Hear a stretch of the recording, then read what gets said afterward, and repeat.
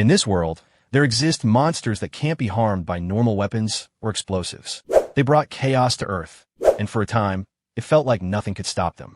But as always, humanity found a sliver of hope in the face of such deadly threats. Across the globe, mysterious magical doors started to appear, each glowing in different colors based on their rarity.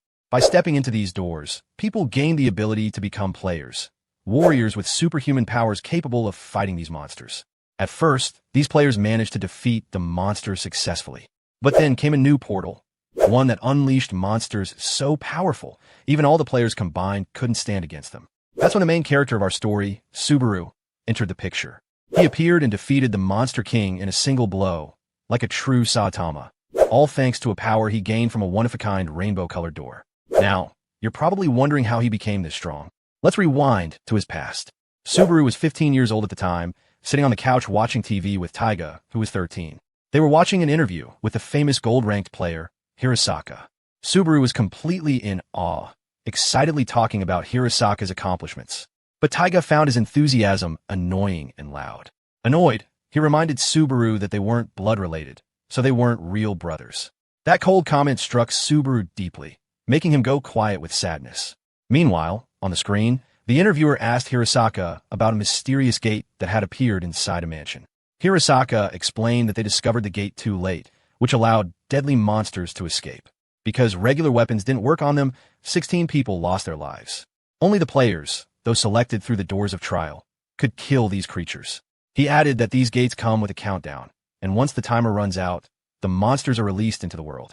Hirosaka admitted to making a mistake recently, allowing one creature to escape, but assured the public that their team is working hard to enter the gates and eliminate every monster before the timers expire. Despite the tragic outcome, the interviewer praised him for slaying the escaped creature with a single strike, saving many more lives. Hirosaka, though visibly burdened by guilt, humbly accepted the compliment. He urged civilians to immediately report any sightings of mysterious doors to help avoid future disasters. Speaking on behalf of all players, he explained how they risked their lives every day to protect people from these deadly threats. Subaru watched this, completely inspired by Hirosaka's courage and the dedication of all the players. These gates to another world had first appeared 5 years ago, opening the path for monsters immune to normal weapons. Only players had the power to stand against them. These players were chosen after passing through the doors of trial, which had appeared at the same time as the gates. The doors were ranked: copper, silver, and gold, with the gold door granting the greatest power and highest status. All players were admired, but those who passed through gold doors earned the most respect.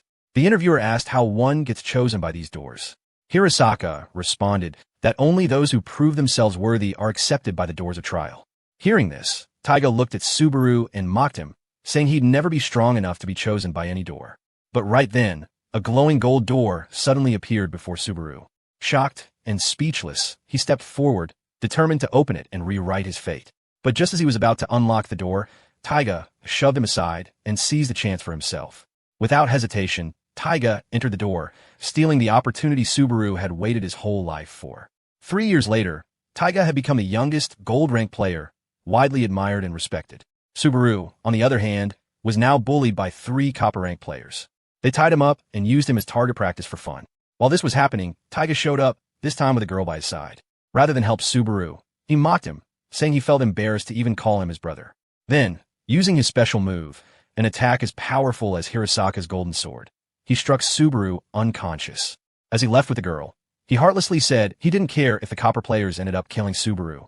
With no one to help him, the bullies stripped Subaru and left him behind. People around looked at him with pity, silently questioning how his life had ended up so miserable. The next day, news reports reveal that 4 gates to the other world have appeared, and Taiga has destroyed all of them. That evening at dinner, Taiga's parents celebrate his achievements, praising him for bringing honor to their family. His mother proudly acknowledges how, even as a student, he supports them financially. She boasts about how lucky she is to have given birth to such a brilliant son. Unlike her stepson, Subaru, their father also joins in, dismissing Subaru and calling him a failure. During the meal, Taiga realizes he's out of his expensive branded water. He walks over to the small, cage-like room where Subaru lives and orders him to bring the correct brand. Acting like an evil stepbrother, Taiga cruelly mocks him, declaring that Subaru will always remain his pet and calling him worthless. Subaru leaves the house, bitterly replaying Taiga's words in his mind. As he walks the streets, he thinks about the miserable conditions he lives in. His tiny room feels like a cage, offering no escape from the burning summer heat or the freezing cold winters. His parents treat him like a servant, and Taiga sees him as nothing more than an insect. Regret fills Subaru for not taking the chance when he once stood before the golden door. Sinking into despair, he begins to consider ending his life as the only way out. Meanwhile, 3 copper-rank players, fresh from destroying a gate and visibly scarred, spot Subaru. Wanting to vent their frustration, they decide to kill him for fun. Armed with swords, they chase him down, slashing him whenever possible, leaving Subaru beaten and badly wounded. As he stumbles, he realizes he's about to die at their hands. But just as he's given up, a sudden will to live surges through him. He doesn't want to die anymore. The players corner him at a dead end and start attacking. Subaru pleads for his life, but then, out of nowhere, 4 doors appear between him and the attackers. 1 gold, 1 silver, 1 copper, and a 4th, an unusual rainbow-colored door. Suddenly, the rainbow door unleashes a mysterious power, instantly slicing one of the copper players in half. Shocked, the other 2 stare at the door, guessing that it might be even more powerful than the golden one. They try to reach it, but the doorknob is on Subaru's side. The boy, who had just given up on life, now sees the rainbow door as his second chance, a way to reclaim everything that had been stolen from him: his honor, status, power, and dignity. With determination burning inside him, Subaru steps through the rainbow door, leaving the stunned copper players behind, watching helplessly as the insect they once mocked walks into the unknown. On the other side, Subaru finds himself in a strange new realm. A bizarre figure with human-like limbs, but no eyes stands before him. The creature, named Vanquish, notices Subaru's battered condition and, with a wave of its hand, restores his heart, lungs, and legs. Strength floods back into Subaru's body, and he gets back on his feet. But as soon as he meets the eyeless face of the being, fear grips him. Subaru remembers crossing the rainbow door. This marks the beginning of his trial. The story briefly shifts to an interview with a player named Hirasaka. The interviewer asks him about what's inside the trial door. Hirasaka explains that in his experience, the interior was a grand medieval castle made entirely of gold. He adds that each door has a ruler, and passing the trial requires gaining that ruler's approval. Back to Subaru. He now realizes that this strange creature is the ruler of the rainbow door. Vanquish will oversee his trial. Subaru remembers Hirasaka's words and understands that he must attack the ruler to prove himself. But facing this monstrous being, he hesitates, unsure if he can even land a blow. Vanquish, noticing his hesitation, asks why Subaru isn't preparing to fight. Subaru nervously replies that he's fine, but the ruler insists the trial must begin. Confused about the rainbow door, Subaru asks questions that clearly annoy Vanquish. To demonstrate his power, Vanquish makes a sudden move that terrifies Subaru and makes him doubt his ability to even fight. When told again to attack, Subaru's legs tremble. Vanquish questions how someone so uncertain was even chosen for this door.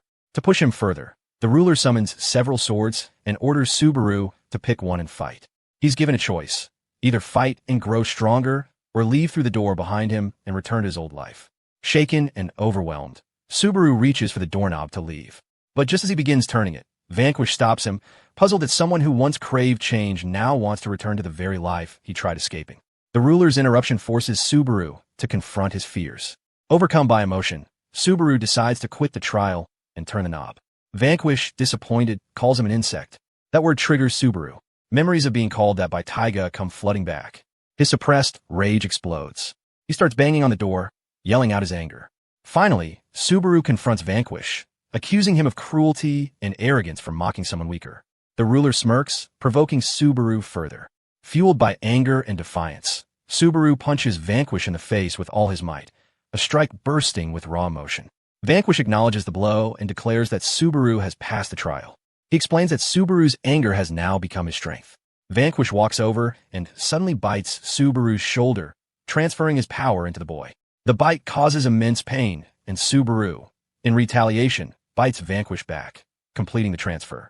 Vanquish announces that Subaru has officially passed the trial and is now a player. He introduces himself properly and tells Subaru they will meet again. Subaru gets a notification. He's just unlocked the level 1 blood mold skill, and the door will vanish in 30 seconds. Suddenly, the floor beneath him starts crumbling. Panic kicks in as debris crashes down around him. Struggling to move, he realizes he needs to escape, fast. Outside, the copper rank players see the rainbow-colored door breaking apart. They assume Subaru failed the trial and start mocking him, calling him a loser.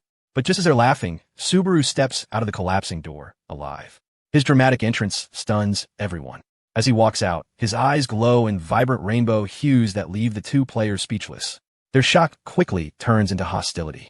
One of them, Sayatari, accuses Subaru of stealing their chance at the door. Enraged, Sayatari charges at him with his sword. But to everyone's surprise, Subaru dodges effortlessly, moving as if time itself had slowed. Sayatari attacks again and again, but Subaru keeps slipping through each strike with unnatural grace. The fight flips when Subaru grabs Sayatari's hand mid-swing, halting him completely. Frustrated, Sayatari throws a punch right at Subaru's face. Subaru braces for impact, but it only stings a little. A glowing screen pops up in front of him, startling him. It shows his HP has dropped from 173 to 155. The system explains that if his HP hits 0, he'll be incapacitated. Now realizing the rules of this new world, Subaru knows he must protect himself and fight smart. For the first time, he sees reality like a game. Glowing HP bars, menus, stats, it all feels strange yet strangely empowering. He's now truly part of this world. Sayatari and his teammate see this transformation too. The fact that Subaru has become a real player annoys them. Furious that his attacks barely scratch someone he thought was beneath him, Sayatari activates his strongest skill, Red Rose. Subaru braces himself again. The attack is insanely powerful. Though he blocks with his arms, the impact rattles him hard. He expects to die, but he only loses more HP, now down to 121. Panic starts to creep in. If he keeps taking hits like that, he won't last long. Meanwhile, Sayatari is stunned. His attack, strong enough to wreck a car, barely made a dent in Subaru's vitality. Realizing how dangerous Subaru might become, Sayatari's friend urges him to back off. He even suggests the rainbow door could be stronger than the gold one. But Sayatari, blinded by pride and fear, refuses to retreat. He insists they must kill Subaru while he's still just level 1. Subaru senses their deadly intent and decides to escape. But just before he can, Sayatari's friend traps him using an ash wire skill. Thick, metallic wires that hold him in place. Immobilized, Subaru watches in horror as Sayatari approaches, sword drawn, ready to finish him off. Desperate, Subaru racks his brain, trying to think of any skill to save himself, but he's clueless. Then instinct kicks in. Suddenly, 4 swords burst out of his body, forming a barrier around him. The swords block Sayatari's attack, shocking everyone, including Subaru himself. He didn't even know he could do that. Clearly, the power of the rainbow door is more insane than he thought. Thinking of using blood mold on Sayatari, Subaru hesitates. Frustrated, he calls out for help, and Vanquish appears. Vanquish warns that this will be the last time he steps in. He explains that blood mold lets Subaru manipulate blood for 10 seconds, and that Subaru swords are literally made of his own blood. Before disappearing, Vanquish urges Subaru to channel his hatred as a weapon and figure out the rest himself. Once Vanquish vanishes, so do the swords. Sayatari uses this chance to launch another attack. Subaru barely dodges it. Sayatari then accuses him of killing their friend and stealing their door. Subaru pushes back, saying he only fought back because they tried to kill him first. But Sayatari coldly replies that if Subaru had just died, none of this would have happened, and their friend would still be alive. That comment sparks something dark in Subaru. The hatred bubbles up. Now fueled by rage, he's ready to fight. Both charge at each other. Sayatari strikes first, but Subaru counters with full force, shattering his opponent's sword. Then, he lands a brutal blow, sending Sayatari flying into the air and crashing back down hard. Before Subaru can move in again, Sayatari's friend uses a wire to pull him away. As they flee, the friend reflects in disbelief. Subaru wiped out all of Sayatari's HP in just one hit. It's now clear. The rainbow door's power far outclasses even the golden one. And what's crazier, Subaru is still just level 1. In the aftermath, Subaru stands there, adrenaline still rushing through him. For the first time, he truly understands how powerful he's become. He just crushed a strong opponent, and the victory fills him with a mix of shock, relief, and a burning resolve. The next morning, the police arrive at a grim scene. A copper-rank player has been discovered cut cleanly in half, his body lying in the middle of the street. The sheer precision of the act leaves the officers stunned. It doesn't seem like something any ordinary human could have done. Some begin speculating that perhaps a monster is responsible. Amidst all the confusion, Hirasaka shows up at the scene, calm, yet alert. He assures the officers that he's thoroughly checked the area and found no evidence pointing to any creature from the underworld. The police, clearly relieved, thank him for his help. As they continue examining the body, they find the player registration card. The victim was Konisaki Shidoru, a copper rank player. Hirasaka's expression turns grim. To slice a copper player in two with such accuracy would require the strength of at least a silver rank player. The thought deeply unsettles him. A particular name lingers in his mind, making him wonder if that person could really be involved. But he quickly shakes it off. This isn't the time to get lost in doubt or suspicion. Right now, the priority is clear. Find the killer and destroy as many doors as possible before the sky clock runs out. Meanwhile, Taiga heads over to Subaru's small, cage-like room. But to his surprise, Subaru isn't there. It's already almost morning, and his absence feels off. A hint of worry creeps in as Taiga takes out his phone to check if Subaru saw his last message. Just as he unlocks it, a shocking news alert pops up. A copper player was murdered by another player just 2 hours ago. Taiga freezes, staring at the screen in disbelief. Who could have done something so violent? But as he continues reading, everything starts to click. The victim was one of the 3 players who had bullied Subaru. The realization hits Taiga hard. Subaru was behind it. A surge of anger rushes through him. If Subaru has already become a player, that means he's entered the very world Taiga had tried so hard to protect him from. The idea that Subaru crossed that line frustrates him deeply. At the same time, Subaru finds himself in Shinagawa City, standing before the massive headquarters of the Japan Players Federation, the organization that manages all gates appearing in Japan and oversees new player registrations. For Subaru, it all feels surreal. Watching experienced players move confidently through the busy halls fills him with awe and excitement. At the registration counter, a cheerful girl welcomes the new group of players, encouraging them to register. She explains that, in Japan, it's illegal to enter gates unless you're a registered player. Only by registering can one gain access to gates and level up by overcoming their challenges. For anyone hoping to grow stronger, this is the first and necessary step. As the atmosphere buzzes with activity, Subaru's mind briefly drifts back to the copper player's murder, now a high-profile case. According to the Federation's rules, only another player can investigate such cases. Given how serious this one is, it's likely a gold-ranked player will be assigned to it. That thought rattles Subaru. If Taiga ends up investigating and uncovers the truth, Subaru knows he'll be in serious trouble. His only way forward is clear. He needs to grow stronger, fast. Clearing more gates will help him level up. If Taiga ever learns the truth, Subaru wants to be ready, not just to survive, but to face him head-on. Back at the counter, the receptionist welcomes Subaru with a smile and starts explaining the basic rules, ones he already knows from his late-night research at the internet cafe. She patiently goes over how players can level up by clearing gates, that the number of stars on a gate shows its difficulty, and that these stars can be exchanged for money. Subaru remembers the star he picked up the day before, the one Sayatari dropped while carrying him away. With no money in his pocket, he decides to take a risk.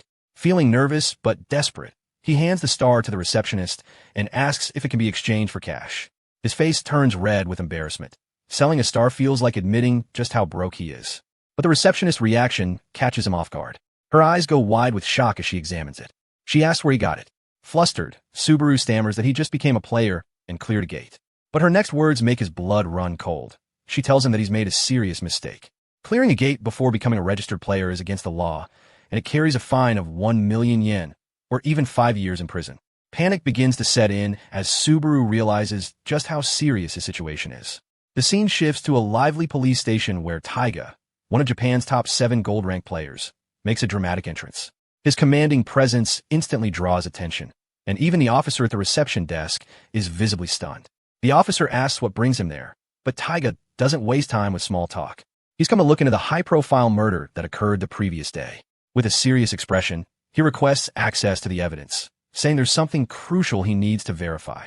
Meanwhile, Subaru successfully exchanges one of his stars for money, thanks to a kind receptionist who bends the rules for him just this once, transferring 1 million yen. He learns that a single star holds a value of 100,000 yen, and 5 of them could get him as much as 10 million. Realizing this, he's motivated to pursue his goals and push himself to level up. With some fresh cash in hand, Subaru treats himself to a transformation. He heads to a barber, ditching his scruffy look for a sharp, clean appearance. Next, he splurges on stylish branded clothes and visits a cozy cafe, where he tastes a caramel macchiato for the first time. Sitting there in his new look, savoring the warm sweetness of a drink, he's overwhelmed with emotion. It's been ages since he's felt anything this comforting. As he quietly enjoys the moment, memories of his past come rushing back. The exhausting years of being worked to the bone by his family, his own dreams buried under their pressure. But now, for the first time, he feels something like freedom, and it's intoxicating. Still, he reminds himself this is just the start. He promises to come back for another cup, but only after clearing a gate and leveling up. His mission still lies ahead, and he's more determined than ever. Just then, he's jolted back to reality when he sees Taiga standing before him, eyes blazing with rage. Before Subaru can react, Taiga grabs him by the collar and drags him outside. The tension is thick, but Subaru refuses to back down. He activates his blood mold ability, shaping his blood into a thick rope. With a quick motion, he ties up 3 nearby cars, planning to launch them at Taiga in a desperate counterattack. But before he can act, he notices a terrified mother holding her child nearby, frozen in fear. Subaru hesitates, waiting for them to move to safety. Those few seconds cost him. His blood mold's 10-second time limit expires, and the rope vanishes, leaving him defenseless. His secret is out. Taiga now knows he's a player. Rage burns in Taiga's eyes as he charges forward. Subaru, just a level 1 player, knows he's hopelessly outmatched against one of Japan's elite. Still, something inside him refuses to back down. The fight begins, and it quickly causes a traffic jam. A woman stuck in her car asks a passerby what's happening. He replies that a gold-rank player is on a rampage and warns her to abandon her car and run. Now the brothers face off. Subaru asks how Taiga found him, but instead of answering, Taiga throws a punch. Subaru quickly realizes Taiga must have tracked him using the GPS on his phone. Not that it matters now. Taiga activates his golden arm ability, declaring that Subaru's going to die. Subaru shuts his eyes and tries to reach out to vanquish. He knows blood mold consumes mana rapidly. If he pushes it too far, he'll be drained dry. But he doesn't care. Right now, survival is all that matters. Without warning, Taiga launches his attack. Subaru dodges just in time. He knows he needs to find a way to use blood mold properly, but Taiga is relentless. He appears behind Subaru in an instant and strikes again. Subaru narrowly evades him once more, fully aware that even a single hit could mean death. Taiga mocks his ability, calling it pathetic, and thinks he only needs to catch him once. But suddenly, Subaru surrounds himself in red smoke and reappears behind his brother. Fueled by hatred, he throws a punch, the same one that had once taken down Sayatari in one hit. But it barely phases Taiga and ends up injuring Subaru's own wrist. While Subaru reels in pain, Taiga lands a devastating blow that nearly drains all his health. Still, Subaru refuses to surrender. He uses smoke to blind Taiga and hits him with the toughest blood he can form. Yet it still does nothing. The power gap is just too great. Subaru realizes the harsh truth. No matter what he tries, he can't defeat his brother. Taiga, on the other hand, knows he has to finish Subaru now before he becomes a future threat. He goes in for a finishing blow, but strangely, it causes no damage. Looking down, Taiga sees what appears to be a blood-made airbag. In reality, Subaru crafted a sticky blood substance to cushion the hit. Taiga struggles to get it off, but it clings tightly. Knowing he has just 10 seconds before the effect wears off, Subaru throws everything he has into the next move. He creates several blood bubbles and hurls them at Taiga. Furious, Taiga asks if Subaru actually thinks he can win. Subaru replies that he's not even trying to win. He just wants to survive. Using every drop of mana left, he coats his entire body in the sticky blood and uses a rope to escape. As soon as the skill's duration ends, he triggers a smoke screen to block Taiga from chasing him.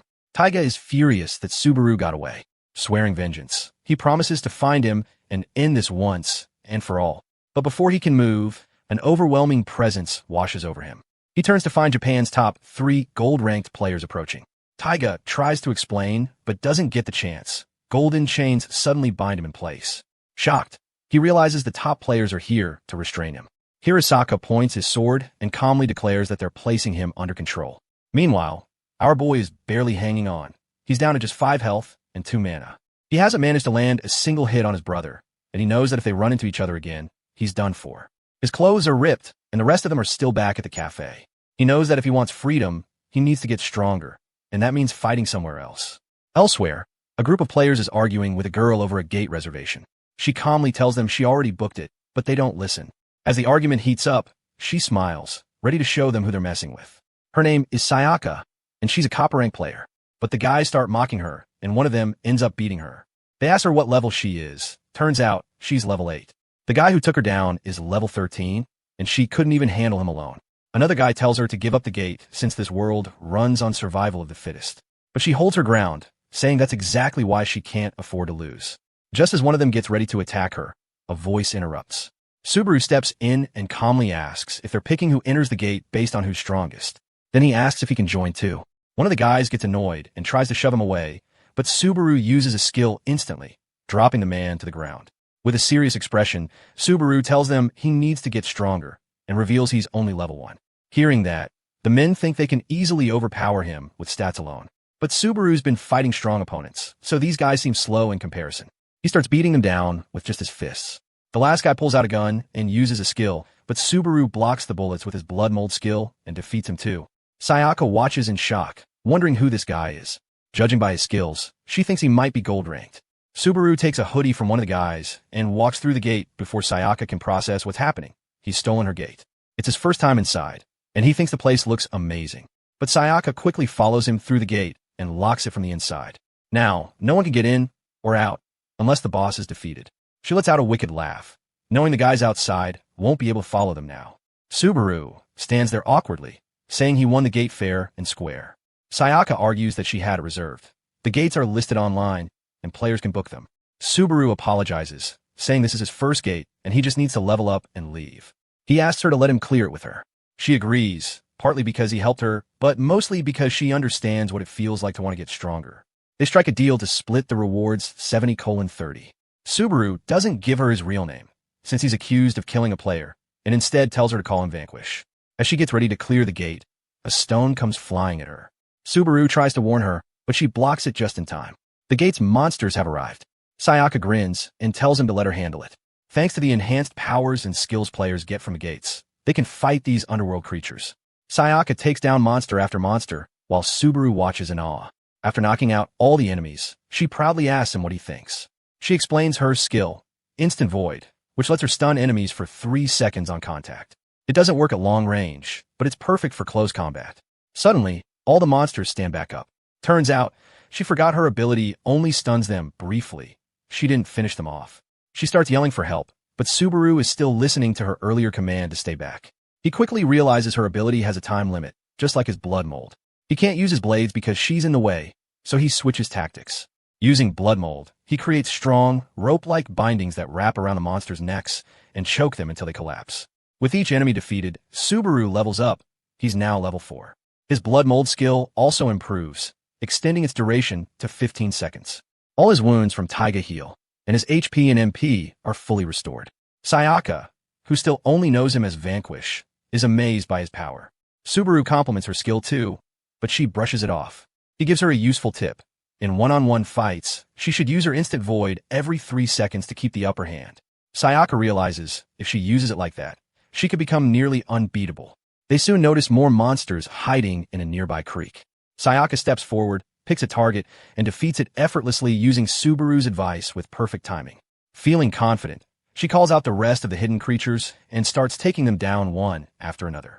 While she handles the smaller enemies, a towering figure appears. It's the boss, a level 17 goblin chief, accompanied by a large level 12 kobold.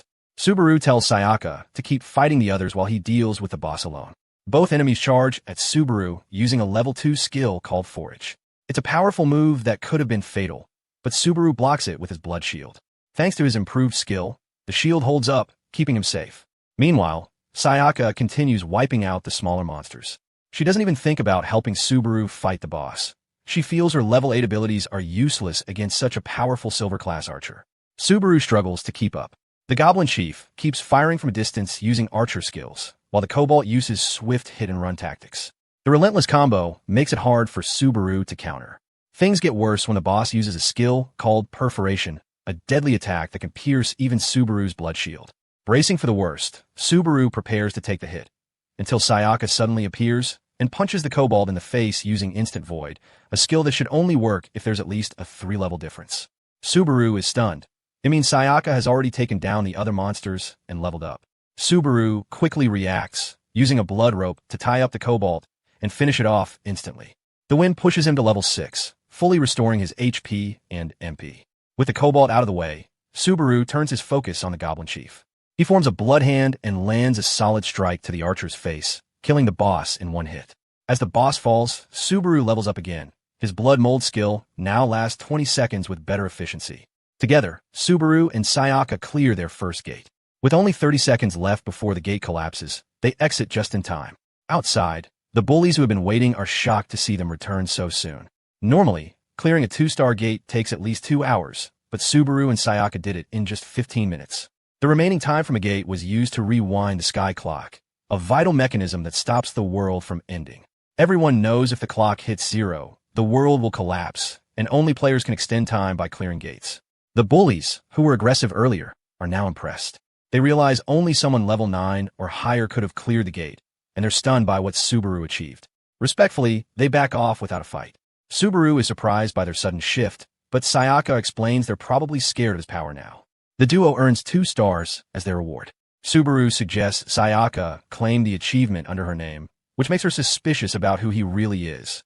Later, as they celebrate at a cafe, she asks if Vanquish is his real name and how he has such immense strength despite being just a level 1 player. She assures him she's not judging. She's simply curious. Sayaka thanks him for saving her and says she wants to clear future gates together. Subaru reveals his real name and agrees to partner with her for upcoming quests. He tells her everything that's happened over the past 2 days, and Sayaka realizes his situation is worse than she thought. She understands Subaru must become stronger to face his stepbrother, Taiga. In return, she opens up about her own struggles. She has 2 silver-ranked sisters, one of whom is on the same team, but they excluded her for being too weak. Now, she's determined to prove herself and become stronger. With their shared struggles and goals, Subaru and Sayaka make a pact to help each other grow and reach their dreams. The scene shifts to Hirasaka and the other gold-ranked players at headquarters, where they've restrained Taiga. This move, however, leads to a shortage of gold players needed to clear the 5-star gates. To solve this, Hirasaka proposes involving copper-ranked players in these high-level missions. He informs everyone that there are currently 7 5-star gates in Tokyo, all requiring immediate attention. A top-ranked player then announces that Team Julieta, led by level 38 player Hizaki Julieta, will be handling the gates in Meguro City. Meanwhile, Subaru and Sayaka cross paths with a silver-ranked team at headquarters. Curious about their mission, Sayaka reminds Subaru to stay focused on collecting stars and booking their next gate. Coincidentally, they end up picking a gate located in Meguro City, the same place where Team Julieta is heading. Their chosen gate is a 2-star gate located at the top of a staircase. At the start of the mission, Sayaka is badly injured and bleeding in Subaru's arms.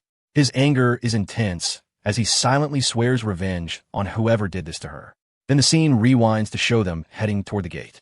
Subaru asks about its nature, and Sayaka explains that they can enter and leave freely, as long as the gate remains unlocked from the inside. They arrive at the gate entrance, marked by a giant spiral staircase, which seems ideal for Sayaka's skills. She takes the lead and begins the climb, while Subaru locks the gate behind them to officially start the quest. The moment the quest begins, skeletal enemies begin pouring in from below the staircase. Subaru notices a sinister glow at the bottom, which he suspects is the boss. Thousands of skeletons start rushing upwards. The first one charges at Sayaka, but Subaru protects her with his blood. She counters and quickly destroys the skeleton. Both realize that all the enemies are above level 10, and with the gate now locked, they must defeat every last one before they can leave. Subaru takes on the role of defense, telling Sayaka to focus on attacking them one by one. He can sense that this boss is way stronger than the last one they fought. Subaru suggests taking turns to rest, but Sayaka refuses, saying that leveling up helps her recover and she doesn't need breaks. She motivates Subaru to go all in too, until he levels up. Inspired, he unleashes a blood tide with his MP, flooding the staircase and trapping thousands of skeletons in one massive sweep. Sayaka takes full advantage of the situation, wiping out large numbers and leveling up to 14. As the number of skeletons thins out, Subaru steps in to finish the rest, eventually leveling up to 16. Sayaka compliments his skills, but suddenly a skeleton sneaks up on her. Subaru reacts quickly and kills it. They agree that if they keep up this pace, they'll be able to reach the bottom floor while steadily increasing their levels. As they descend further, Subaru's unease about the boss keeps growing. When they finally reach the ground floor, Subaru has reached level 19 and Sayaka has leveled up to 20. There, they come face to face with the boss, a towering level 29 skeleton named Empress Judith. Her unpredictable movements and powerful long-range attacks make her a terrifying opponent. Subaru quickly realizes he needs to take the lead in this battle. Despite her relentless attacks, he uses his blood shield to block her moves, but getting close remains difficult. Subaru observes that Judith's attacks rely heavily on MP. He wonders if his blood mold skill might work on her, though Sayaka's instant void skill is ruled out due to the level gap. Before acting, Subaru thinks about their shared promise to grow stronger together. If he defeats Judith alone, Sayaka won't gain the experience she needs to keep up. So, he decides to support her instead. He tells Sayaka that he'll keep Judith occupied, giving her an opening to strike. Using blood mold, Subaru traps Judith in place. Sayaka immediately jumps in and attacks her face with sharp precision. Subaru warns her that the blood mold will expire in 5 seconds. Sayaka quickly pulls back just as it ends, but Judith fires an attack at her. Subaru blocks it with his blood shield, saving her just in time. They repeat this strategy until something shocking happens. Judith speaks. Her deep, chilling voice questions where Subaru learned such a technique. She accuses him of using power from someone called Vanquish, and her rage intensifies. Draining all her remaining MP, she transforms into an even more horrifying version of herself. She unleashes a massive energy wave. Subaru blocks it with his MP, but the pressure is overwhelming and his MP starts draining fast. Realizing he can't hold on much longer, he decides to end the battle right away. Summoning all his power, Subaru transforms his blood into a spear and charges headfirst into the enemy. The spear strikes Judith dead center, taking her down. He levels up to 21, and Sayaka gains valuable experience too. But despite the victory, Subaru is unsettled. Judith's mention of Vanquish raises troubling questions. Could these underworld bosses be connected to the gate owners? He silently promises to dig deeper and find out. Just when they begin to relax, they notice something's off. There's no notification confirming the gate has been unlocked. A wave of anxiety hits them as they realize they might be trapped. Suddenly, a glowing rainbow-colored door appears in front of them, taking Subaru by surprise. Sayaka explains that it's a trial gate, a rare event where players can gain new abilities if they manage to complete it. She also mentions that the highest-ranked gold player has already cleared 7 such gates and become nearly unbeatable. Motivated by curiosity and ambition, Subaru opens the gate. But the moment it swings open, an unexpected attack lashes out. His arm is slashed, and his partner is knocked to the ground, badly hurt. Shocked and enraged, Subaru looks toward the door and sees someone standing there. It's not Vanquish. He rushes to Sayaka's side and finds her bleeding heavily. The figure at the gate mocks him, calling him an insect. Fueled by rage, Subaru vows to defeat this new enemy. The attacker steps forward, introducing himself as the Ghoul King Carrion, one of Vanquish's subordinates. The battle is just getting started. As Subaru faces off with Carrion, he quickly tries to contact Vanquish to inform him of the situation. But to his shock, Vanquish vanishes without a word. This only adds to the confusion. Carrion then explains that the Vanquish Subaru knew wasn't real. It was just a construct created by the blood mold technique. He adds that to complete the trial, Subaru must wound him. Before Carrion finishes his sentence, Subaru charges straight at him. But Carrion easily dodges the attack and tells him that if he succeeds in this trial, he'll receive one of Vanquish's legendary treasures, the Divine Chisel. Ignoring him, Subaru lashes out with his blood whip. Carrion is impressed by the strength behind the move, but remains confident that Subaru won't land a hit.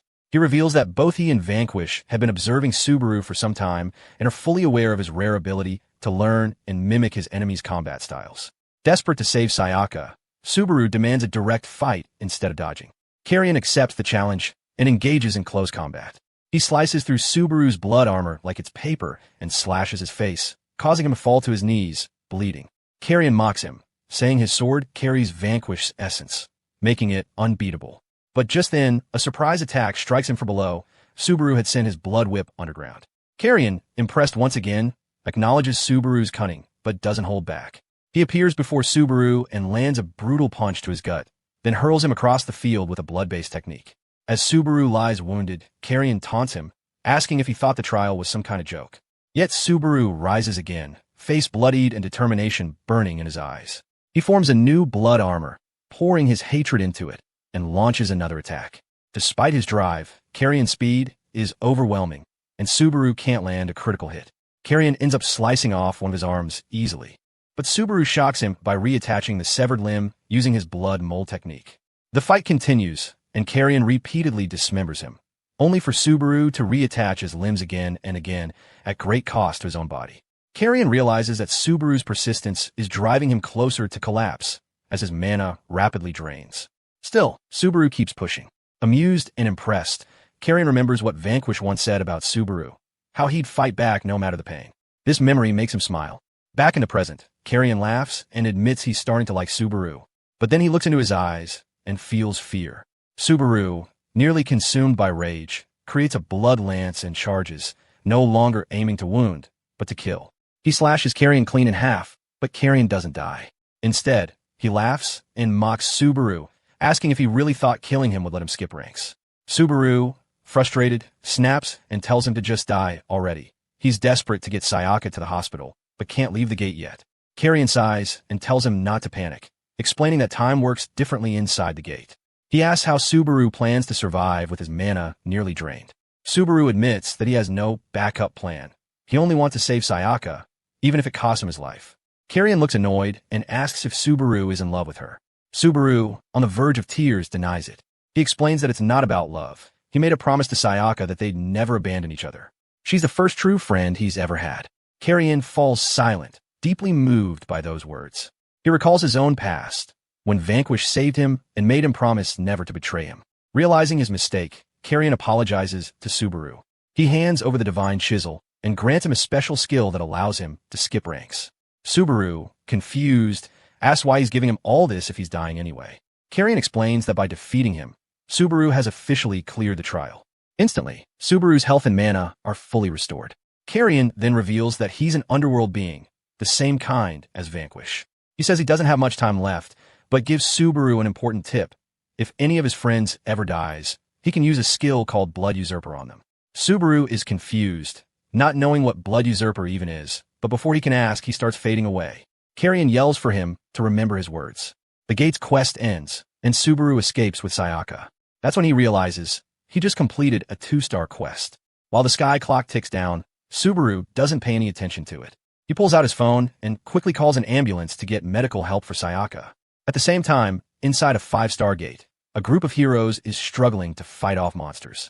The group is led by Mr. Julieta, who watches in terror as his team members get killed one after another. They're battling a level 59 sky whale that's launching powerful water-based attacks. Julieta begins to panic. This isn't even the main boss yet. One of the surviving players asks what they should do next, pointing out that they can't escape unless most of their group dies. Without a second thought, Julieta glares at him and stabs him in the head, believing his own life is worth more. Right after, a notification pops up. The majority of the group has died. Julieta starts laughing. Realizing this means he can finally leave the gate. As he heads for the exit, the others scream, begging him not to abandon them and warning that the whale could break into the real world. Ignoring them, Julieta commands them to stall the monster while he runs off. As soon as Julieta escapes the gate, he gets another notification. His entire team has been wiped out. Before he can process it, a massive attack from the whale hits him. He starts crying, realizing the others couldn't stop the creature. Now, the giant sky whale has broken free and is heading straight for the city. Meanwhile, doctors are treating Sayaka, and Subaru is watching over her. Suddenly, he gets a notification. The 5-star quest has failed. Although it still had 5,837 hours left, all of that time gets subtracted from the sky clock as a penalty. Now, the timer shows only 49 days remaining. Subaru struggles to understand what just happened when he hears Julieta screaming nearby. Julieta bursts into the hospital, shouting for help. In a panic, he demands a car and even tries to force a doctor to drive him away. He yells that they should forget about Sayaka and prioritize him because he's a silver rank. Subaru calmly steps in and places a hand on Julieta's shoulder to stop him. Julieta turns around, furious, and demands to know what Subaru thinks he's doing. Outside, the massive sky whale looms over the city, its shadow swallowing the sky. The Player Federation sends out an urgent warning to Meguro City's citizens about the escaped underworld creature. It's classified as a 5-star threat, and the Federation scrambles to evacuate the entire population. Subaru hands Sayaka over to the doctors, who take her away in an ambulance. Julieta, enraged, threatens to kill Subaru on the spot. But Subaru immediately activates his blood armor technique, forming a suit around himself, and proceeds to beat Julieta down. After restraining him, Subaru demands to know if the whale is targeting him specifically. Shaken by Subaru's power, Julieta explains that underworld creatures only attack the gates area. Subaru realizes that as long as Julieta stays alive, the whale will keep attacking the same place. Determined to stop the threat, he presses Julieta for information about the creature's abilities. Julieta reveals that the whale can summon water and fire laser beams. As the whale charges up for another attack, Subaru raises his blood shield just in time to block the powerful laser, something even silver-class shields can't usually do. Julieta is shocked. With the whale floating above, Subaru sees an opening. He launches into the sky and lands a blood fist punch, but it barely does any damage. The whale lets out a deafening roar, shattering windows all over the area. Subaru hits the ground again, realizing the beast is much tougher than expected. Not backing down, he draws his divine sword and pours a third of his mana into a powerful strike. The whale retaliates with a barrage of water missiles, but Subaru slashes them down midair. Even after the hit, the whale is still alive. It begins charging up for another deadly laser. Knowing the entire city could be destroyed, Subaru uses another third of his mana and strikes again with everything he has. This time, the attack finishes the creature. The whale crashes to the ground, and the summoned water pours down as rain. The people of the city look on in shock, realizing someone has actually defeated the underworld monster.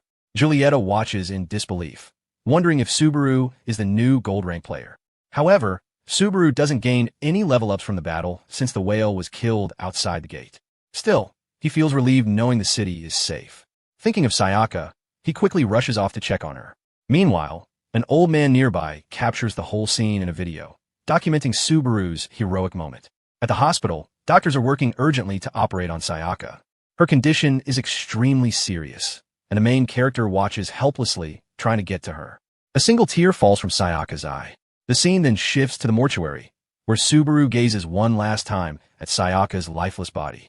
Overwhelmed with grief, he collapses to his knees, blaming himself for her death. After all, he was the one who got her involved in the dangerous quest, and now that decision is haunting him. As guilt turns to anger, he suddenly remembers something Carrion once told him. If a friend ever died, he should use the blood usurper skill. Driven by desperation, Subaru quickly opens the system menu and starts searching for the skill. At level 26, he unlocks Parivara, a skill that allows the user to resurrect someone as their kindred, but only if done within an hour of their death.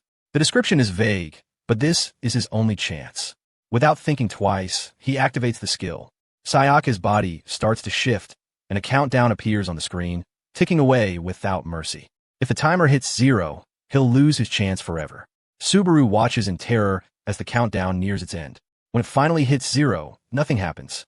Panic sets in. Did it fail? At that moment, two girls burst into the room, crying and rushing to Sayaka's side. Subaru freezes, stunned. They must be her sisters, one older, one younger. One of them notices him and storms over, demanding to know who he is. With tears still streaming, Subaru says he was Sayaka's friend. But she isn't having it. Furious, she pins him to the wall, accusing him of dragging Sayaka into all this, and blames him for her death. Her anger peaks, and she raises her hand to hit him. But before she can strike, Sayaka suddenly sits up. A strange and ominous aura surrounds her as she rises. Her appearance is completely altered. Even her clothes look different, and her eyes hold an unnatural intensity. She addresses her sister and orders her to release Subaru. Then, without warning, she lunges at Subaru. He grabs her arm, just in time, shocked by her newfound strength. This wasn't the Sayaka he knew. Sayaka then falls to her knees and apologizes, confusing her sisters even more. She explains that Subaru used the Parivara skill to bring her back as his kindred. She has no memory of her past life, and now exists solely to follow his commands. The sisters are horrified. Their sorrow turns to rage, and they try to attack him again. But Sayaka steps forward, threatening to eliminate them in 10 seconds if they get in the way.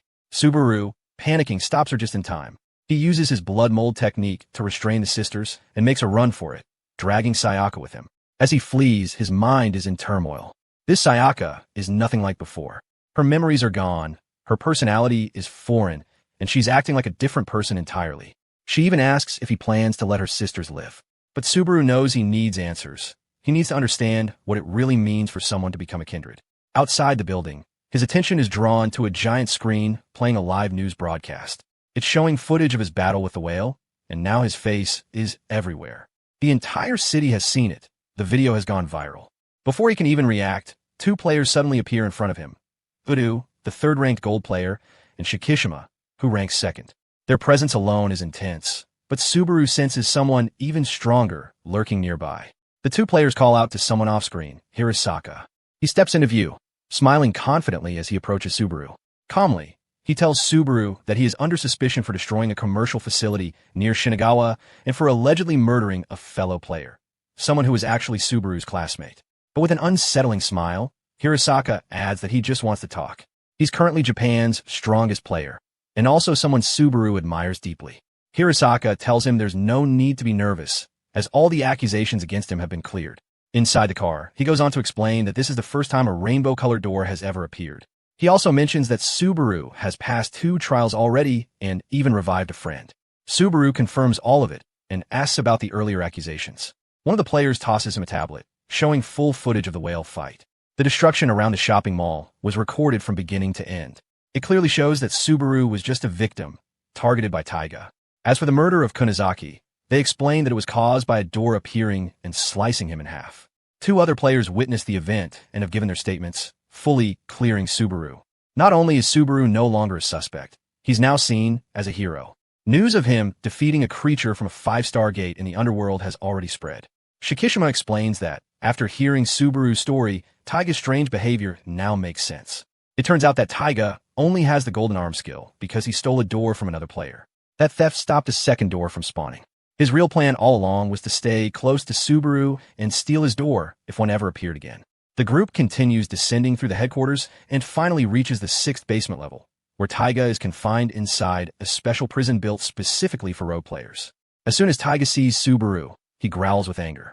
Shikishima steps up and kicks the prison bars, informing Taiga that they now have Subaru's testimony and can officially move forward with the investigation. This infuriates Taiga even more, and he starts threatening to kill Subaru. Sayaka tries to step in, but the protagonist stops her. Strangely enough, despite Taiga's hateful and terrifying demeanor, Subaru remains calm in front of him. As the group leaves the prison, Taiga continues yelling and raging. Udo turns to Hirosaki and questions whether it's a good idea to let Subaru go like this. Hirosaki, however, assures him that everything is under control, mentioning that they intend to grant Subaru some special privileges. While saying this, Hirosaki looks at a report about the appearance of a 6-star gate and reflects that Subaru must become even stronger. Later, Subaru heads off to trade the 2 stars he earned from his recent quest. The receptionist informs him that he'll receive 3 million yen for the stars, along with an additional 20 million yen bonus for defeating a 5-star underworld creature. She also gives him a special card, which provides him with Federation-granted privileges, such as free access to various hotels and convenience stores. As Subaru processes all this information, he overhears a few players behind him talking. They recognize him from the viral video and speculate about his rank. The receptionist, smiling, tells Subaru that she has already shared news of his achievements with everyone. Then she asks him what he plans to do next, now that he has power, fame, and wealth. Her question lingers in Subaru's mind, making him genuinely wonder what he truly wants. Back at the prison, Taiga is still causing chaos. A girl suddenly appears and restrains him with glowing golden chains. She's Kinokawa, a gold-ranked player, and, surprisingly, the same receptionist who just spoke to Subaru. Using her skill, she easily pins Taiga down. Shocked, Taiga realizes just how far Subaru has come and bitterly regrets underestimating him. Consumed by rage, he starts blaming the entire world. As Taiga's fury reaches its peak, a mysterious, dark purple door begins to form behind him. Seeing this, Kinokawa nervously asks what he's done, but Taiga looks just as confused. The door speaks to him, saying that the world has rejected him. Then a hand reaches out from inside the door, beckoning him in. Even though he's still trapped in golden chains, multiple hands emerge from the gate and start dragging him toward it. Kinokawa tries to stop him using another golden chain, but the energy radiating from the gate is too strong. It shatters her chains and causes her body to begin breaking apart. Meanwhile, the entity inside the door keeps tempting Taiga, offering him power and urging him to destroy the world. Elsewhere in a hotel room, Subaru lies on the floor, deep in thought. Sayaka asks him what's on his mind. He's still stuck on the question she asked earlier. What does he truly want to do now? Looking at her, he asks what he should call her since using her real name feels strange. She simply tells him to call her Sen. He then asks if there's any way to restore her to her former self. Saya tells him to show his skill window. Noticing that his next skill unlocks at level 35, she explains that another door will likely open at that level. She suggests that perhaps the beings on the other side might be able to help bring his friend back. Encouraged by this, Subaru resolves to keep leveling up. Together, they immediately head toward a nearby gate and find a 3-star one near store entrance. The store owner thanks Subaru and calls him a savior. As Subaru turns back, he asks Saya if she's coming with him. She replies that she's his kindred and will follow him for life. Subaru notices her status window. It shows that she's level 21 and can use the blood mold skill. Interestingly, instead of using her own mana, she draws mana from him. Inside the gate, they face off against a group of demons. Saya asks for permission to use his mana, and Subaru agrees, curious to see what she can do. Saya then activates her blood mold skill, forming a blood round that wipes out all the enemies in a single strike. Impressed, Subaru realizes how powerful and useful her ability is, though Seiya notes that it's not as effective against more formidable opponents. Eventually, they come face to face with the boss. Subaru tells Seiya to hang back, and swiftly defeats it using his divine sword. They manage to clear the 3-star quest in just 10 minutes and 49 seconds. As a result, Subaru levels up twice. Finding the 3-star challenge too easy, they decide to attempt a 4-star gate next. Suddenly, they hear Shikishima's voice praising their quick success. Subaru questions why he's there, and Shikishima reveals that Taiga has broken out of prison. On top of that, the 4th-ranked gold player, Sakura, was defeated while trying to restrain him with her golden chains. Shockingly, Shikishima also reveals that Sakura had been working as a receptionist, which surprises Subaru since he never realized she was a player. As they drive away, Shikishima explains that given the current crisis, gold players are required to form teams to clear the gates. He offers to team up with Subaru, warning him not to let him down. Shikishima believes Taiga will likely come after Subaru first. Confident in their strength, Shikishima leads Subaru to their first gate, convinced they can conquer it easily. Subaru assumes that Shikishima's Golden Parade skill lets him shoot invisible fire bullets from his fingers, but he's left stunned when Shikishima actually summons meteorites raining down on the enemies. Despite the strength of the underworld creatures they face, Shikishima wipes them all out in one powerful move, making them seem like weak 1-star mobs. After the battle, Shikishima explains that gold players must follow strict rules when outside the gates. They're only allowed to use their first skill since higher tier ones can cause devastating effects in the real world. After clearing the enemies, he signals Subaru to move on. He also shares that the strongest gold players receive the title of 7 Knights, granted by the beings behind their respective doors. The one who gave Shikishima his power is a dragon incarnation, and the skill he used was called Barrage of Dead Flames. As they approach the next gate, Shikishima asks Subaru to begin scouting future gates. He then defeats the boss himself in a single attack, clearing this gate in just 52 minutes. Subaru is blown away by the sheer strength of a gold player. Shikishima apologizes for taking the lead and promises Subaru that the next gate will be his to challenge. The next gate is the Glass Waterfall stage, marked with a 4-star difficulty. The terrain is entirely frozen, making it hard to move. In this kind of area, players don't fight low-level enemies. There's just one boss. This time, it's a level 42 spirit in the form of a cat, which instantly lunges at Subaru. Subaru blocks with his divine sword, but as he prepares for a follow-up strike, he notices the boss is already regenerating. Realizing his divine sword consumes too much mana for a prolonged fight, he hesitates. Saya offers her help, but Shikishima stops her. He wants Subaru to handle the fight alone and assures her that he'll step in only if Subaru is on the brink of defeat. As the battle goes on, Subaru realizes his blood mold skill isn't effective in the icy environment. With limited options left, he tries to blindfold the cat using his skill, but it still tracks him effortlessly. A second gold player watching the fight starts to doubt Subaru's ability to take on such a powerful and rare boss. However, Saya confidently tells them not to underestimate him, pointing out that he's already figured out a counterattack. Back in the fight, Subaru uses his blood technique to create a rope and wraps it around the boss. Since the cat lacks joints and traditional senses, he decides not to rely on his divine sword. Instead, he goes for a more explosive tactic. Combining the corpse fist spell he got from Carrion with his blood mold skill, Subaru delivers powerful, repeated strikes. He keeps attacking until the boss runs out of mana and can no longer regenerate. Shikishima is surprised by how quickly Subaru analyzed the boss's abilities and came up with a strategy. He's even more impressed by how Subaru combined 2 different skills so effectively. Saya smiles, happy to see Shikishima recognizing Subaru's potential. As the fight continues and both fighters start wearing down, Shikishima jumps in to give Subaru a chance to finish it. Taking the opening, Subaru delivers the final blow, instantly leveling up. He defeats the cat's spirit completely, clearing the entire gate in just 48 minutes. Later, they stop by a sushi restaurant where Subaru looks at the sushi with wide, sparkling eyes. Shikishima, noticing this, asks what's going on, and Subaru, with a pure expression, admits it's his first time ever seeing sushi.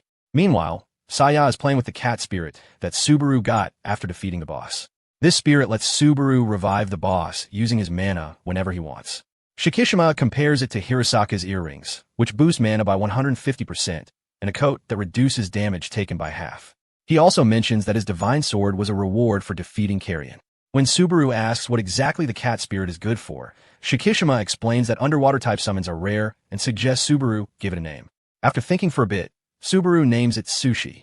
While they're eating, loud noises suddenly come from outside. A level 54 griffin from the underworld has appeared through a gate. Subaru and Shikishima rush out immediately. The griffin grabs a young girl and tries to fly away, but Shikishima and Saya stop it together. Subaru lands a quick hit, causing the griffin to drop the girl safely into his arms. He gently sets her down on the ground. A man comes running up, shouting the girl's name. Subaru recognizes him. It's Sayatari, one of the people who used to bully him when he was weak. Shikishima directly calls Sayatari out, asking if he's the same guy who bullied Subaru, and tells him to thank Subaru for saving his sister.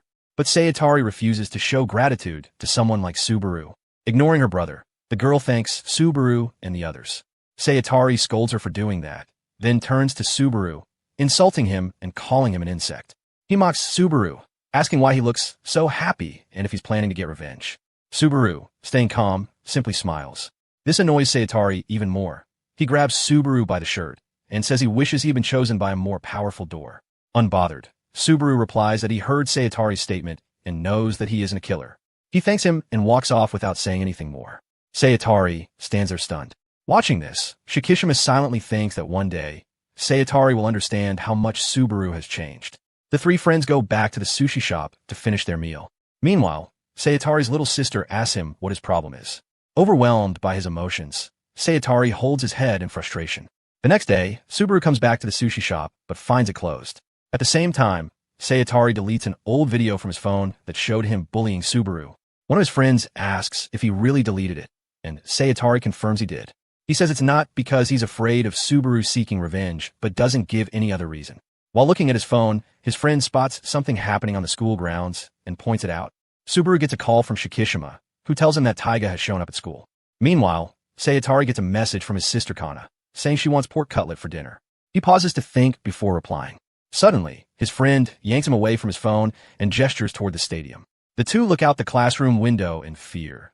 Taiga is walking out of a purple door, radiating a terrifying aura. A dark and mysterious door appears near Sayatari and his friend in the gym, close to the ring. And it's not just them. These mysterious doors are popping up all over, as if someone is about to open them. Taiga then announces to the whole school that these doors can give people a new kind of power, strong enough to rival a gold rank. Everyone listens in confusion as he invites them to enter the gates and join forces with him.